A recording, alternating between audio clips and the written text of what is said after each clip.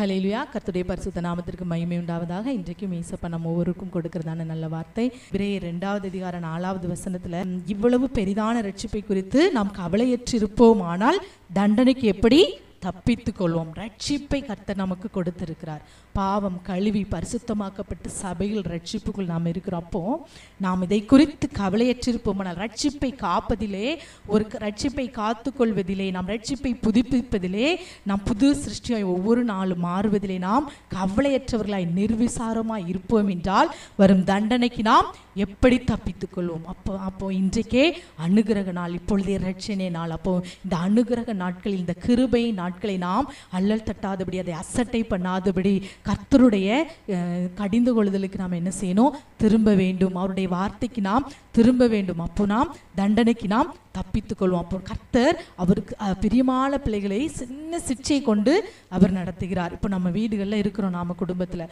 அப்போது சின்ன ஏதோ நம்ம லைஃப் நல்லா போயிட்டு இருக்கும்போது ஒரு கஷ்டம், பிள்ளைகளுக்கு நோய், நமக்கு பலவீனம், பண கஷ்டம், கடன், வியாபாரத்தில் நெருக்கடி, இப்படியெல்லாம் வரும்போது தோல்வி, எதை எடுத்தாலும் அதில் ஒன்றுமே முன்னேற்றம் இல்லாத ஒரு வெறுமையான வாழ்க்கை, ஒரு சமாதானம் இல்லாத சூழ்நிலை, அப்படி வரும்போது நாம் என்ன செய்யணும்?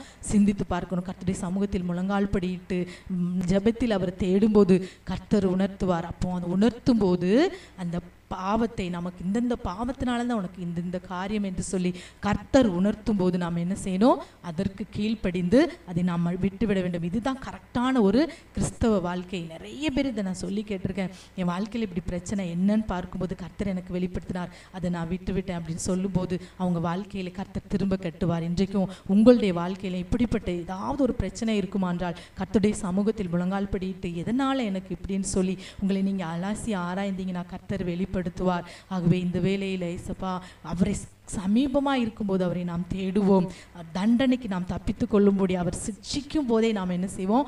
மனந்திரும்புதலுக்கு நாம் ஒப்பு கொடுப்போம். அப்போ நாம் பெரிய தண்டனையிலிருந்து நாம் காப்பாற்றப்படுவோம். கர்த்தர் வரும்போது அவரோடு நாம் சேர்த்து கொள்ளப்படும்படி நாம் இந்த கிருபையின் நாட்களை என்ன செய்யக்கூடாது? அலட்சியம் பண்ணி அல்லல் தட்டி கொண்டு இருப்போம் என்றால் நாம் ரட்சிப்பை இழந்து விடுவோம். ஆகவே எல்லாரும் கண்களை மூடி, அப்பா உம்மை நாங்கள் நன்றியோடு ஸ்தோத்தரிக்கிறோம்ப்பா, இந்த நல்ல வார்த்தைக்காக உம்மை நாங்கள் நன்றியோடு ஸ்தோத்தரிக்கிறோம். கண்டடையத்தக்க சமயத்தில் கர்த்தரை தேடுங்கள், அவர் சமீபமாக இருக்கையில் அவரை நோக்கி கூப்பிடுங்கள் என்று சொன்னீங்கப்பா. நீர் சமீபமாக இருக்கையில் நாங்கள் உம்மை நோக்கி அப்பா கூப்பிட்டு உம்மை தேடி நாங்கள் கண்டுகொள்ள, அப்பா எங்கள் வாழ்க்கையில் இழந்த எல்லா ஆசீர்வாதத்தை பெற்றுக்கொள்ளும்படி, அப்பா சின்ன சின்ன பாவங்களை விட்டு மனம் திரும்பி இந்த ரட்சிப்பை புதுப்பித்துக் கொள்ள இந்த நாளில் ஜெபிக்கிற ஒவ்வொரு பிள்ளைகளுக்கும் நீர் கிருபை பாராட்டும்படியாக நாங்கள் ஜெபிக்கிறோம் தகப்பனே.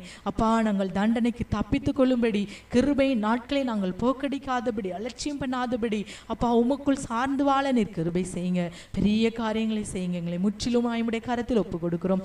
சகல துதி கன மகிமை ஒருவருக்கே செலுத்துகிறோம். இயேசுவின் நாமத்தில் ஜெபிக்கிறோம் நல்ல பிதாவே. ஆமேன், ஆமேன்.